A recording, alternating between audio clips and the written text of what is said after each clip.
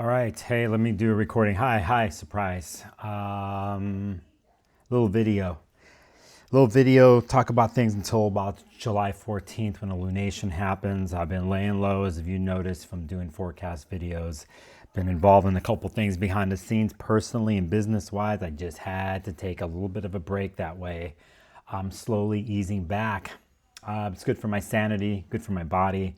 And honestly, how much can one do when the damn World Cup is going on? Thankfully, oh goddess, thank you, that the timing of this World Cup happened at the end of a Jupiter and Cancer transit into Leo, with all the hype between the astrologers that you watch, read, and follow on Instagram and YouTube and astrology threads that have done with astrology and catastrophized things, even to the point where I can't tell if it's a street preacher asking you for money and scaring you about the apocalypse, or it's a forecast.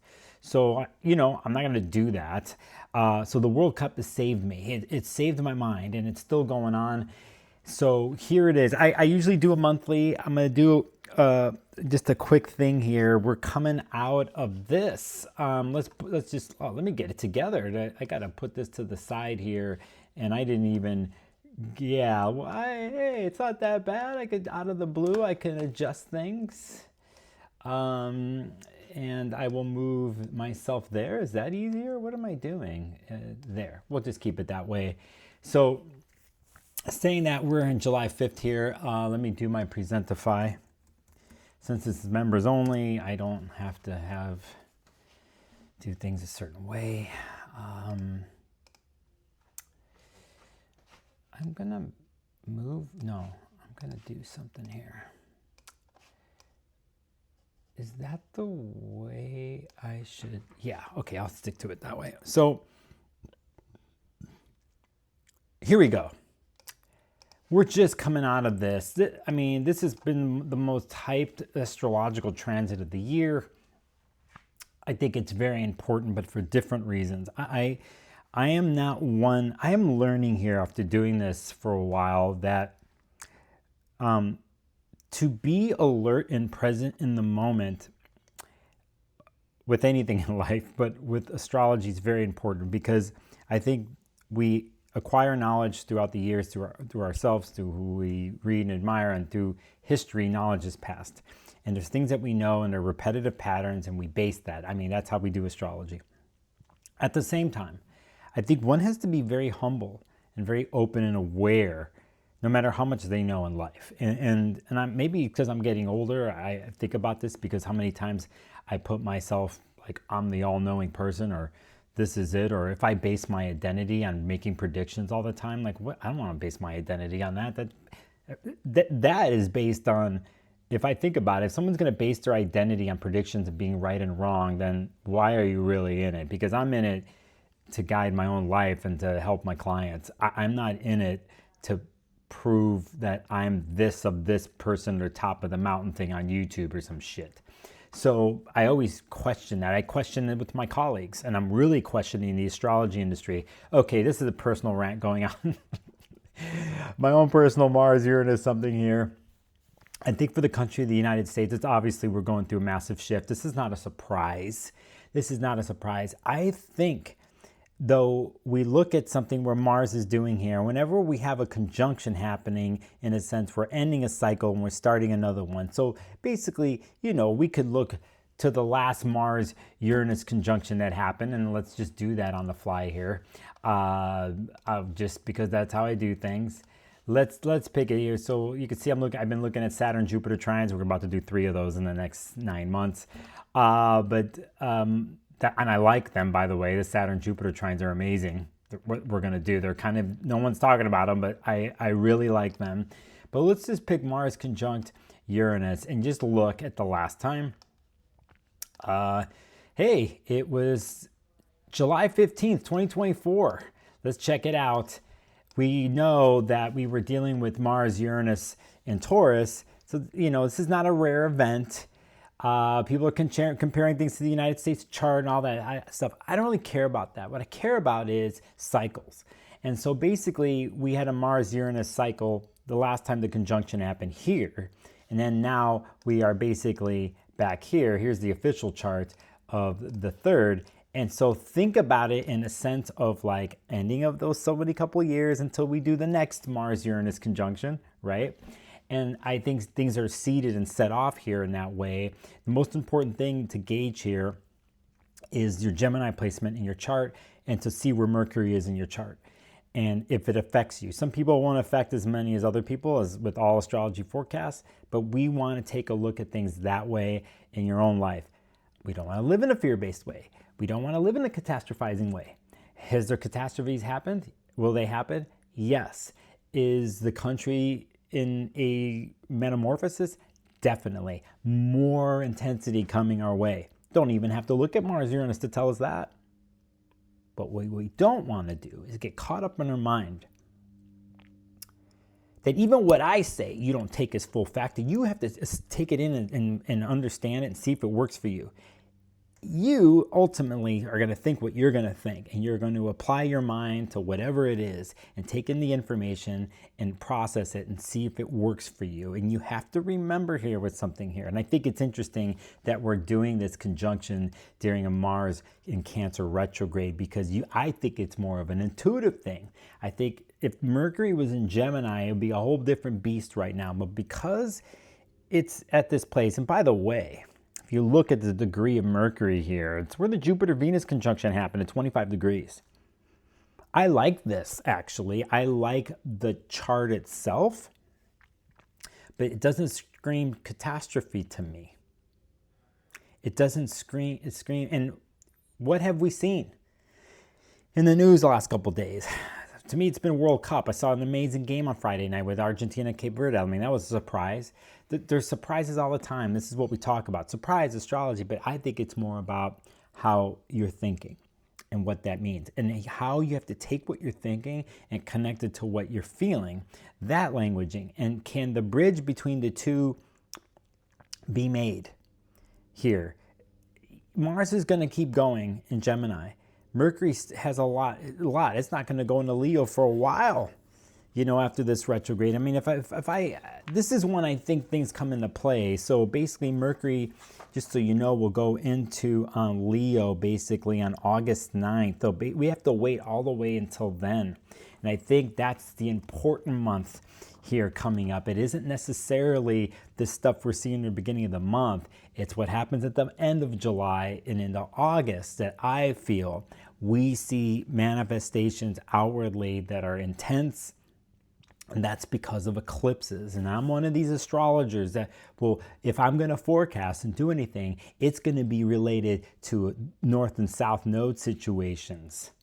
And we're about to go there, because basically the north and south node are about to switch at the end of the month. So saying that, I thought that was very interesting. We want, in my opinion with this, we want to understand what we're thinking, taking in and forming in our mind, and we have to make the bridge to what we're feeling, and can we make the connection? And I think the Mercury retrograde is all about this. So there is my quick something on Mars Uranus. I could go talk much more about this. Let's just keep going, because basically we had Mars at the same time, kind of triggers this sextile with Uranus. You see it at 3 and 4, and with Pluto situation, we have a Pluto trine, which I really like, but it's moving real fast, Mars. It's not like slowing down like it will at the end of the year. Basically here, while I'm doing this video, you could, if I pick it now, I'll show you, Mars here at 4, and then you see the official trine that happened today. Mars-Uranus trine happened. Neptune's in on the game. Everybody's talking about this stuff about, Jupiter, the sextile, the basket, whatever. I honestly, I say honestly a lot, don't I? I have a thing. Maybe it's the Moon, Mars, North Node, Vesta, and Aquarius in my 10th, but I rebel towards anything that eventually becomes trendy and popular. Not only that, I rebel against anything where a person is elevated or something to guru or to like godlike status, guru status, not mentor-like status, but like And I don't know, that vibe and energy is something I've never agreed with in my life.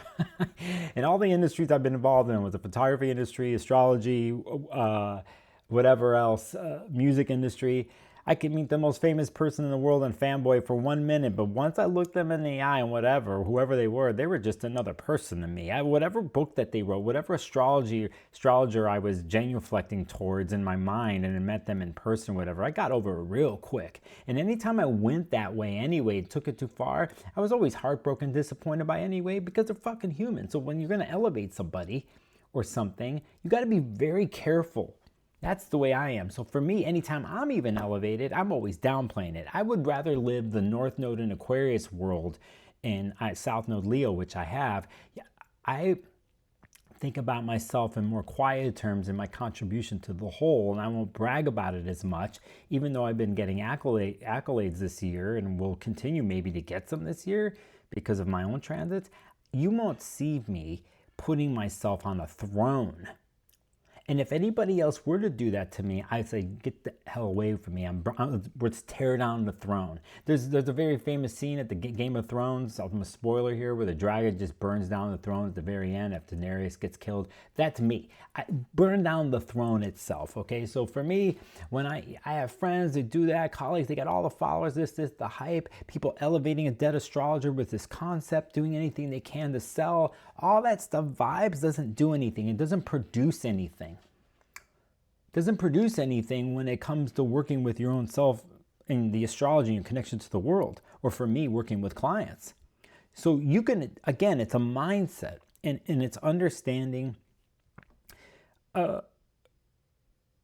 We take in and we celebrate creativity and ideas and concepts that can be very helpful, right? And at the same time, you have to let it go. And when you push past something, you will always find yourself crashing up upon the rocks at some point. If you put something or put yourself into some like status where you think you're better than, or this person knew everything. And then as people, they trend, especially everything's trend, they trend towards that. It's just set up for downfall.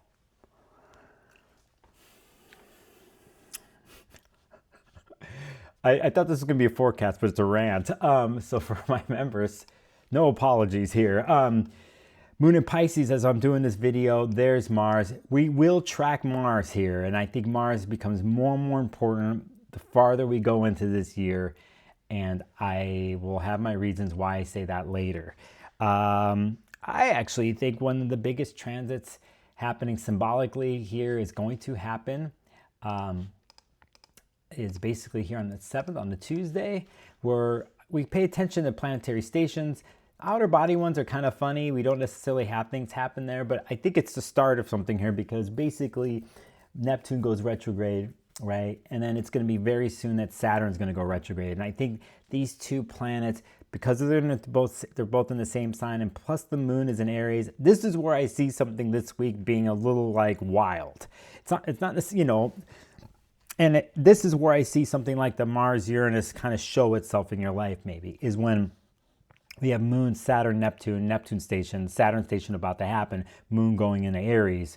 All this, by the way, rules this Mars, or Mars rules all this, right?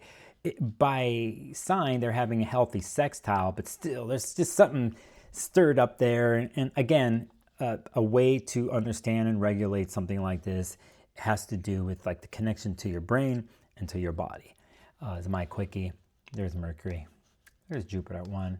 Venus is getting at the end of Leo. Thankfully. Oh, please leave Leo. Get the hell out of that sign. I've had enough. Let's go. On the 8th, Moon goes into Taurus, and here is the 9th, where you're going to see Venus then finally move into Virgo. This, to me, has more vibes of people expecting Mars, Uranus. And something could happen later in the week here globally, and everybody's going to say Mars, Uranus. And I'm going to say, yeah, but I think it's more in the mind. But the other Mercury sign here, Venus is hitting the South Node at the very end at 0 degrees. This as we know, the last year and a half of eclipses of Virgo and Pisces, when we've seen Venus and Mars conjunct the nodes and south node or square the nodes, we've actually seen it manifest outwardly, even in geopolitically. So if one were to pick and say anything, I think that is the next chapter in the eclipse story that many Pisces risings, Pisces, Virgo risings have had to deal with. There's still a couple more things to clear up. If you're one of these people that are still clearing up stuff from eclipses from Virgo and Pisces and in your life, you're one of the people that I mentioned, this is an important chapter this week, because last time we dealt with stuff like this, we dealt with a Mercury retrograde that happened in Pisces. Right now it's in Cancer, but we dealt with it in Pisces, which is connected to the north and south nodes. And I think there's still remnants of these situations and clearing up stuff here this week and this month while we're at the last 0 degree Virgo. Here comes Venus to trigger that. And it just so happens to be that Mercury is retrograde. If we go back, again, I'm not going to go back right now, but if we go back to last time Mercury was retrograde, it was in a water sign Pisces, which was connected to the north and south nodes. So keep that in mind. What's it turn out to be here? It turns out little Mercury's the player again, secretly going on here, and the Mercury ruled signs, so on and so forth. That happens. Venus in Virgo is going to last all the way till, let's see, Venus, August 6th.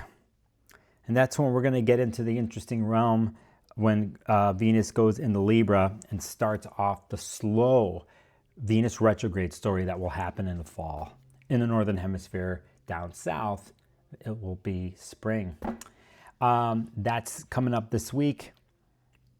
Whoa. Let me look at my calendar here before I'm breezing through here, because I got a game to watch here in about 15 minutes. It's been good for my brain. And here is on the 10th. You could see here the official 01 Beast goes 9th, 10th into the weekend. And this is interesting here to me, because if I move this chart here on my Friday Pacific time by the hour, God, we just get a lot of mercurial brain flushing, influx in and out is basically, you will see the moon now here. If I move this later in the day on Friday, you see the moon goes into Gemini. And we have this conjunction, South Node conjunction, all Mercury-based signs. It's very mercurial week, and you see Mercury still getting closer and closer to do its conjunction with the Sun eventually. But this is, again, more Mercury retrograde. So maybe there isn't dramatic events per se, but you have to look at Mercury retrograde in your life and what it's doing to the Gemini and Virgo parts of your chart and the Cancer part of your chart. I think that's where things are tangible and you can understand the transit. But as soon as the moon goes into Gemini on Friday, it basically triggers Mars, Uranus, and squares Venus South Node conjunction. That happens, for the weekend here coming up. When we get to, I never thought I'd say this, but when we get to Mars going into Cancer, the moon going into Cancer, I will be happy. That's going to happen here. When we get to Sunday here on the 12th, you see the moon going into there. We still have Venus South Node, which I think is there for a little bit. And then we go, where am I? We're on the 12th. You see what's happening. What we're getting to here is at 6:25 p.m. on the 12th, we do Mercury conjunct the Sun, and then when it's at the heart of the Sun, the Cazimi aspect, then we're at the midpoint of the Mercury retrograde. More Mercury during Cancer season. So it is Cancer birthdays, but it's all about Mercury and Cancer in the end.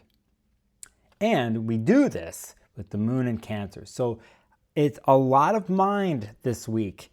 And then when we get into next weekend, that's why I'm trying to bridge the gap between mind and what you're feeling, what's in the head and what's in the stomach, and then bring it together, because that's what's going to happen next weekend, is the understanding of that or needing to do it. And when you have too much mind, we have to come back to where we actually feel and listen to what our body is communicating to us, not what our brains is communicating, but what our body is.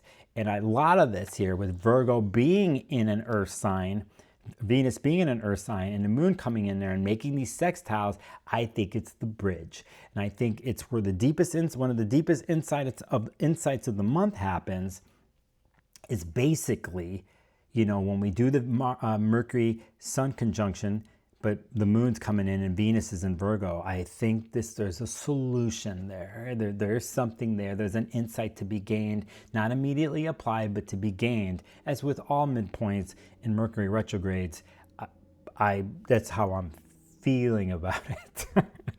And that is like an interesting day, the 12th.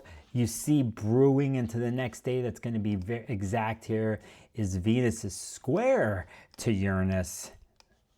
This to me has more, not the Mars, this. We have it here. So again, this month we're navigating here, head and stomach.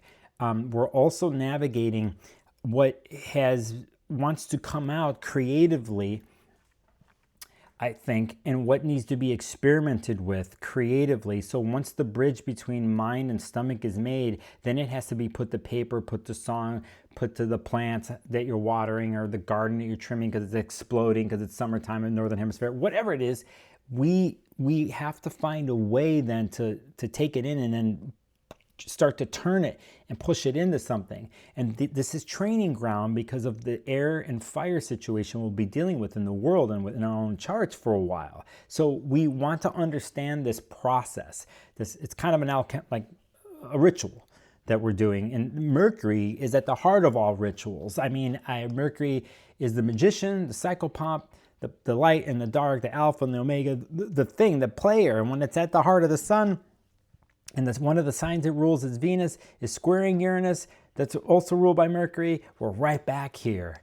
We're right back here at a place that I think can be incredible if you were to focus on a Mercury-Sun conjunction cazimi and what that is for you.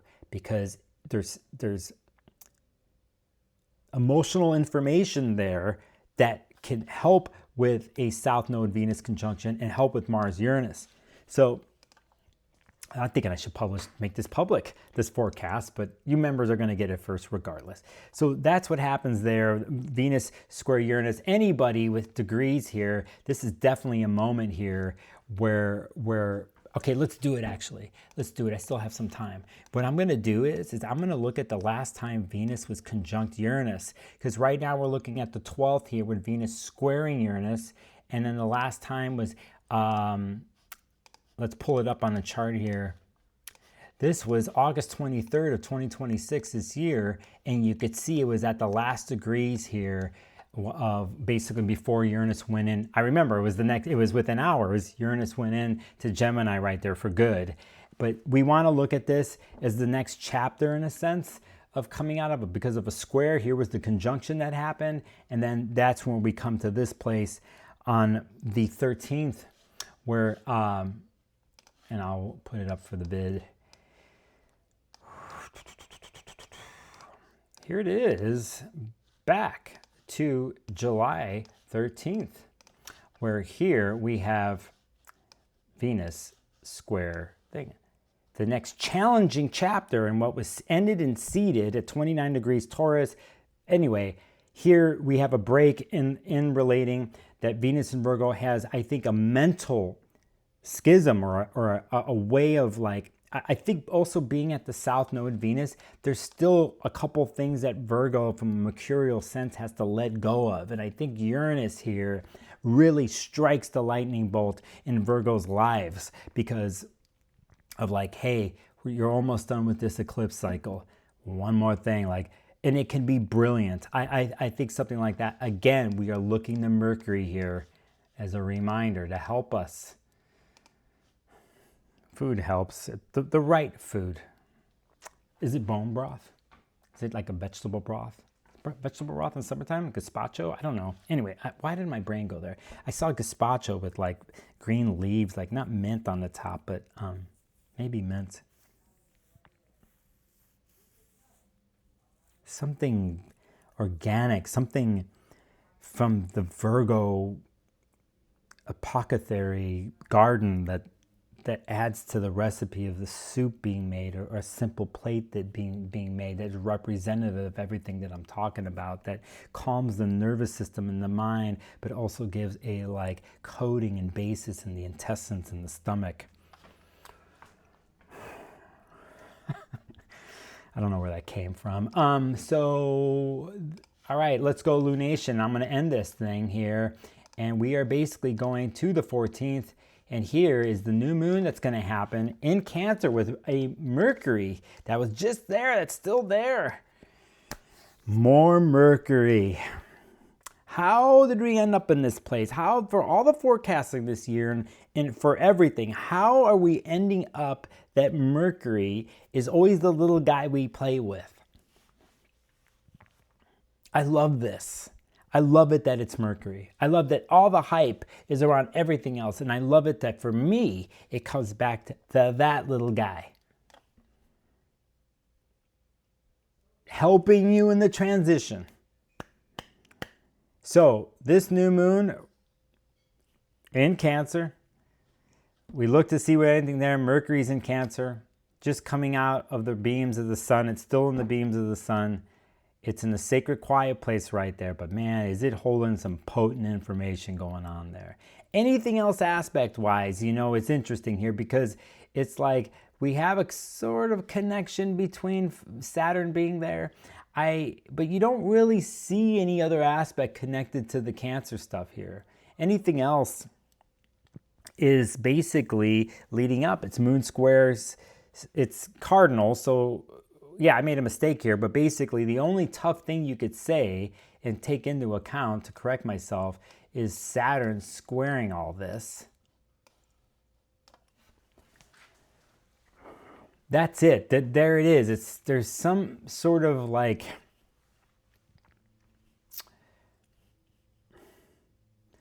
container for the water, and maybe after the beginning of me talking here and what happens and transpires for the week into this lunation on the Tuesday, the 14th, we will need a container. And at the same time, I think if we change the word container and we think about vehicle, that's something Saturn also wants to construct. Because a lot of times we're dealing with rules, you know, and regulation with Saturn, the reestablishing in pillars of foundations that we stand upon. But if we think about a construction site and you were to view it over time, it just seems like it's forever. Oh, they're still building it. But, you know, when you like pass a construction site, you look at it and you see, oh, there's a little bit of this and that. It isn't until later it seems like there's like massive changes that happen.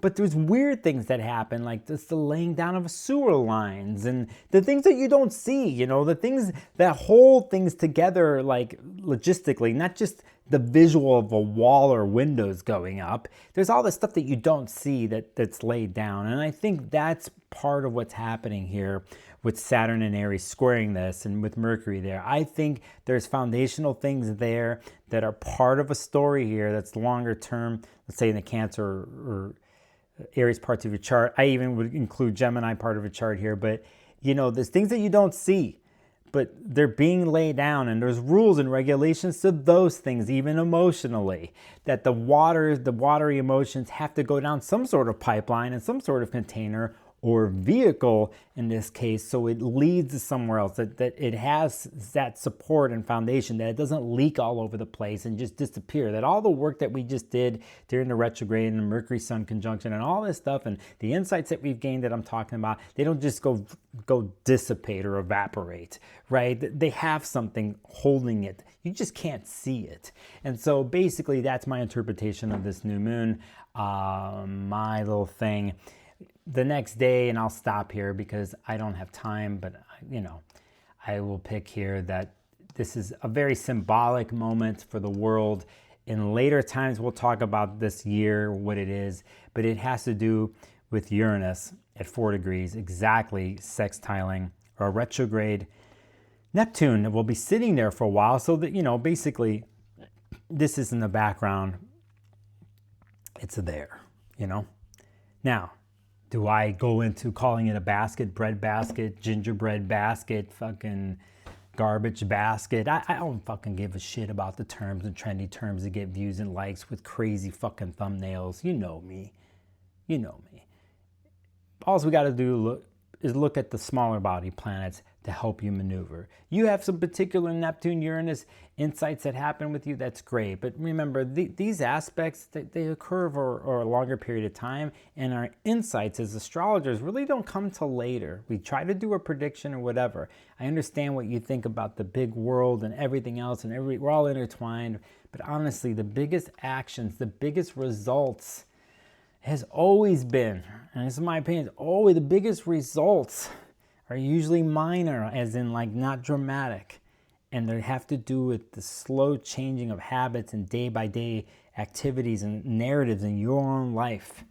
Do bigger narratives in the outside world when things happen, do they affect you? They do, but even that has to trickle down eventually to your own life.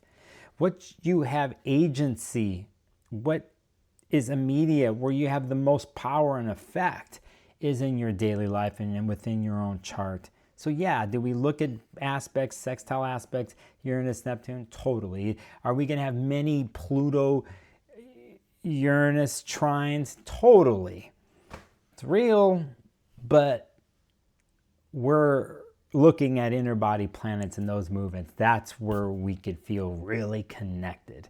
And that is my opinion, and that's my forecast until like the 15th. Thanks, Patreon members. Thanks, YouTube members, for dealing with me disappearing. I've been putting those interviews up. I got another interview I'm going to work on from Norwalk. I think that will be the last one. Like, subscribe. All of you do this already. I think I'll make this public. I don't really care about the views on this one. I'm too entrenched in soccer and World Cup right now in my own personal life, where even, I'm dealing with the little things in my world, and I feel like I have the most control. And plus, I've had certain situations in my life force me to go there. I have no choice but to deal with smaller little things that have become the most important things in my life. And I know that I have my own ebb and flow as a creator on YouTube or wherever I'm going to do stuff. So I am completely trusting that. And if I lose subscribers, I lose them. You've heard me say this stuff, but I am here. And I have been doing readings this whole time behind the scenes. It's there, so coupon codes are coming up for the members here. You'll see your codes. I got things brewing in my head, some rants ahead, and I think they'll be for members only. I think some of you like when I do like wandering mind transmissions. And I'm more in that place these days, maybe because Mercury's chilling in its retrograde, and I rather swim through those waters and when I feel called to, then produce a video or something. But I am available for reading still. I haven't stopped that. All right, y'all, thanks for listening. I did this. The game's starting. I did it just on time. See, life is good for me. Forecast on time, turn on the game. See you soon.